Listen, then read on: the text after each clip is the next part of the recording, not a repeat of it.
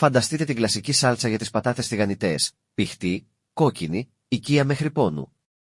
Και τώρα ξεχάστε την. Αν παραγγέλνατε κέτσαπ το 17ο αιώνα, θα σας έφερναν ένα θολό, αλμυρό και πολύ αρωματικό υγρό από χαλασμένο ψάρι. Ναι, η καταγωγή της πιο δημοφιλούς σάλτσας του πλανήτη δεν ξεκινά καθόλου από τα χωράφια της Ιταλίας, αλλά από τα λιμάνια της Νοτιοανατολικής Ασίας.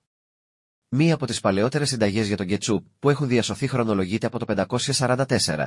Σε αυτήν προτείνονταν να πάρει κανείς τα έντερα, τους στομάχους και τις ουροδόχους κίστης κίτρινου ψαριού, καρχαρία και κέφαλου, να τα πλύνει προσεκτικά, να τα ανακατέψει με μέτρια ποσότητα αλατιού, να τα βάλει σε ένα βάζο, να το κλείσει καλά και να το βάλει στον ήλιο.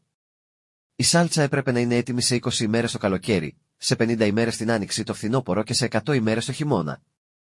Οι Κινέζοι ναυτικοί αποκαλούσαν αυτό το θαύμα κέτσιαπ.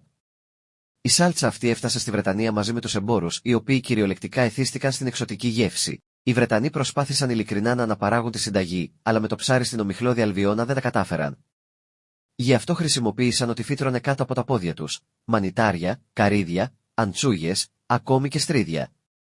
Για πολύ καιρό, οι ντομάτες θεωρούνταν δηλητηριώδεις στην Ευρώπη και τις ΗΠΑ τις καλλιεργούσαν ως διακοσμητικά λουλούδια. Όμορφες, κοκκινοπές, αλλά μην τις βάζεις στο στόμα, είναι μούρα του λύκου.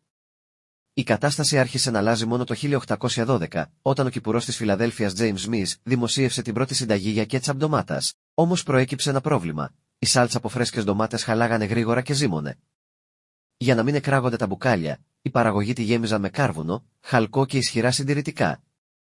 Το 1876 ο Χένρι Χάιντς κατάλαβε: αν χρησιμοποιούσε ώριμες ντομάτες και πρόσθετε μια ισχυρή δόση ξυδιού και ζάχαρης, η σάλτσα θα διατηρούνταν για πάντα χωρίς καμία χημική ουσία.